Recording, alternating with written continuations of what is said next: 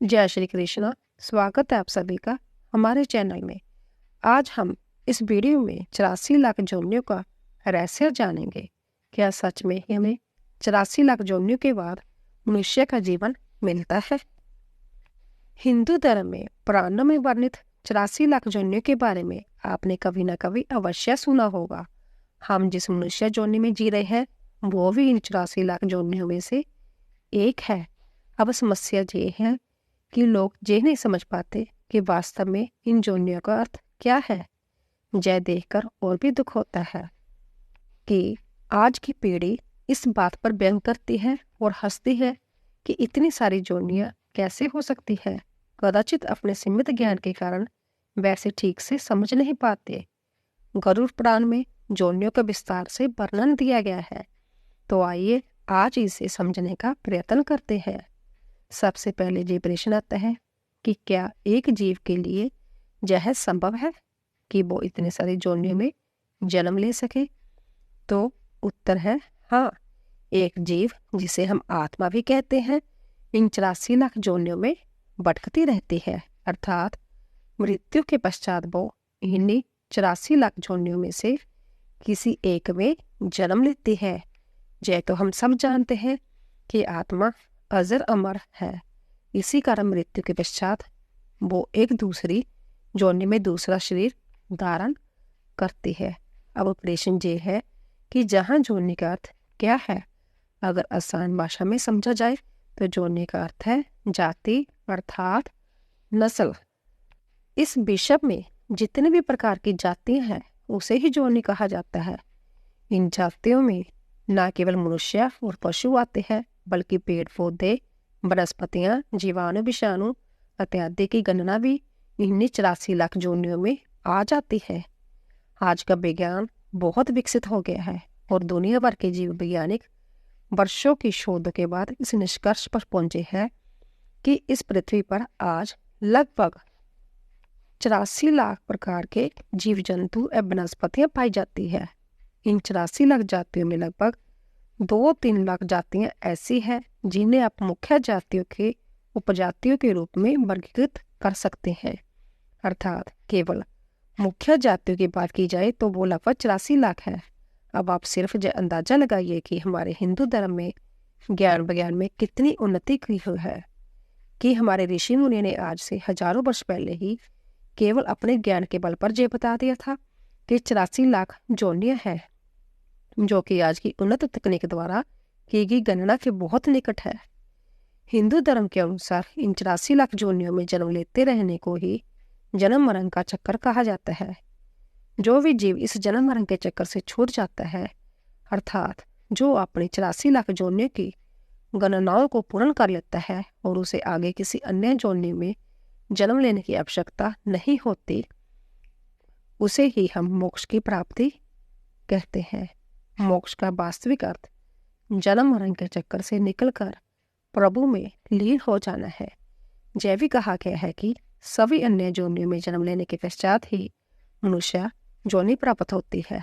मनुष्य जोनि से पहले आने वाली जोनियों की संख्या 80 लाख बताई गई है, अर्थात हम जिस मनुष्य जोनि में जन्मे हैं वो इतनी बिरली होती है कि सभी जोनियों के कष्टों को भोगने के पश्चात ही जय हमें प्राप्त होती है।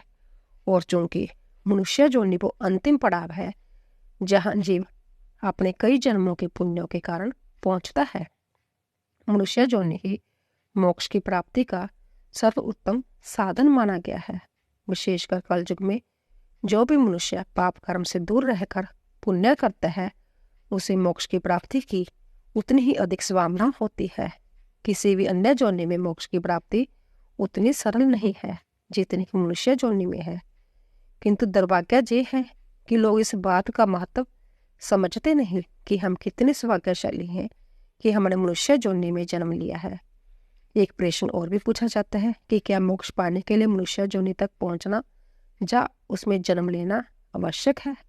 इसका उत्तर नहीं। हालांकि मनुष्य जोनि को मोक्ष की प्राप्ति के लिए स्वार्थिक आदर्श जोनि माना गया है, क्योंकि मोक्ष के लिए जीव में जिस चेतना की आवश्यकता होती है वो हम मनुष्य में सबसे अधिक पाई जाती है। इसके अतिरिक्त कई गुरुजनों ने ये भी कहा है कि मनुष्य योनि मोक्ष का सोपान है और मोक्ष केवल मनुष्य योनि में ही पाया जा सकता है। हालांकि यह अनिवार्य नहीं कि केवल मनुष्य को ही मोक्ष की प्राप्ति होगी। अन्य जंतुओं अथवा वनस्पतियों को नहीं। इस बात के कई उदाहरण हमें अपने वेदों और पुराणों में मिलते हैं कि जंतुओं ने भी सीधे अपनी योनि से मोक्ष की प्राप्ति की है।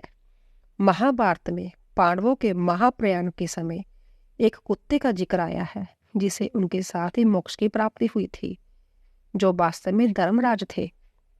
महाभारत में ही अश्वमेध यज्ञ के समय एक नेवले का वर्णन है जिसे युधिष्ठिर के अश्वमेध यज्ञ से उतना पुण्य नहीं प्राप्त हुआ जितना एक गरीब के आटे से, और बाद में वो भी मोक्ष को प्राप्त हुआ। विष्णु एवं गरुड़ पुराण में एक गज और ग्रह का वर्णन आया है जिन्हें भगवान विष्णु के कारण मोक्ष की प्राप्ति हुई है। वो ग्रह पूर्व जन्म में गंधर्व और गज भक्त राजा थे, किंतु कर्मफल के कारण अगले जन्म में पशु योनि में जन्मे। ऐसे ही एक गज का वर्णन गजनानन की कथा में है जिसके सिर को श्री गणेश के सिर के स्थान पर लगाया गया था और भगवान शिव की कृपा से उसे मोक्ष की प्राप्ति हुई। महाभारत की कृष्ण लीला में श्री कृष्ण ने अपने बाल अवस्था में खेल खेल में जमल एवं अर्जुन नामक दो वृक्षों को उखाड़ दिया। वो जमला अर्जुन वास्तव में पिछले जन्म के यक्ष थे जिन्हें वृक्ष योनि में जन्म लेने का श्राप मिला था। अर्थात जीव चाहे किसी भी योनि में हो, अपने पुण्य कर्म और सच्ची भक्ति से वो मोक्ष को प्राप्त कर सकता है। एक और प्रश्न पूछा जाता है कि क्या मनुष्य योनि सबसे अंत में ही मिलती है?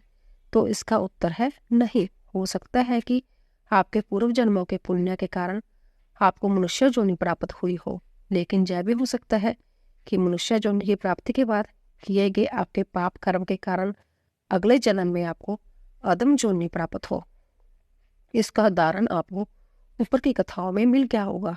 कई लोग इस बात पर भी प्रश्न उठाते हैं कि हिंदू धर्म ग्रंथों विशेषकर गरुड़ पुराण में अगले जन्म का भय दिखाकर लोगों को डराया जाता है, जबकि वास्तविकता ये है कि कर्मों के अनुसार अगली योनि का वर्णन इस कारण है ताकि मनुष्य यथासंभव पाप कर्म करने से बच सके। हालांकि एक बात और जानने योग्य है कि मोक्ष की प्राप्ति अत्यंत ही कठिन है। जहाँ तक कि सतयुग में जहाँ पाप शून्य भाग था, मोक्ष की प्राप्ति अत्यंत कठिन थी। कलयुग में जहाँ पाप का भाग 15 है, इसमें मोक्ष की प्राप्ति तो अत्यंत ही कठिन है। हालांकि कहा जाता है कि सतयुग से उल्ट कलयुग में केवल पाप कर्म को सोचने पर उसका उतना फल नहीं मिलता जितना करने पर मिलता है, और कलयुग में किए गए थोड़े से भी पुण्य का फल बहुत अधिक मिलता है। कई लोग ये समझते हैं कि अगर किसी मनुष्य को बहुत पुण्य करने के कारण स्वर्ग की प्राप्ति होती है तो इसी का अर्थ मोक्ष है, जबकि ऐसा नहीं। स्वर्ग की प्राप्ति मोक्ष की प्राप्ति नहीं है। स्वर्ग की प्राप्ति केवल आपके द्वारा किए गए पुण्य कर्मों का परिणाम स्वरूप है। स्वर्ग में अपने पुण्य का फल भोगने के बाद आपको पुण्य किसी अन्य योनि में जन्म लेना पड़ता है, अर्थात आप जन्म और मरण के चक्कर से मुक्त नहीं होते। रामायण और हरिवंश पुराण में कहा गया है कि कलयुग में मोक्ष की प्राप्ति का सबसे सरल साधन राम नाम है। पुराणों में 84 लाख योनियों का गणना क्रम दिया गया है कि किस प्रकार के जीवों में कितनी योनियां होती है। पद्म पुराण के अनुसार एक सर्ग में कहा गया है, जलज नबल छानी स्थावर लक्ष्य विशंति कर्म्यो रुद्र संख्यक पक्षिनाम दक्ष लक्षण तिरसाल शनि पशव चतुर्लशानी मानव, अर्थात जलचर जीव 9 लाख, वृक्ष 20 लाख, कीट अर्थात शुद्ध जीव 11 लाख, पक्षी 10 लाख, जंगली पशु 30 लाख, मनुष्य 4 लाख। इस प्रकार उपरोक्त को जोड़ने पर कुल 84 लाख योनियां होती है। जैन धर्म में भी जीवों की 84 लाख योनियां ही बताई गई है। सिर्फ उनमें जीवों के प्रकारों में थोड़ा भेद है। अंत्य अगर आगे से आपको कोई ऐसा मिले जो 84 लाख योनियों के अस्तित्व पर प्रश्न उठाए या उसका मजाक उड़ाए तो कृपया उसे इस शोध को सुनने को कहें। तो दोस्तों, आपको हमारी ये जानकारी कैसी लगी, कृपया कमेंट बॉक्स में अवश्य बताइए। आप सभी का धन्यवाद।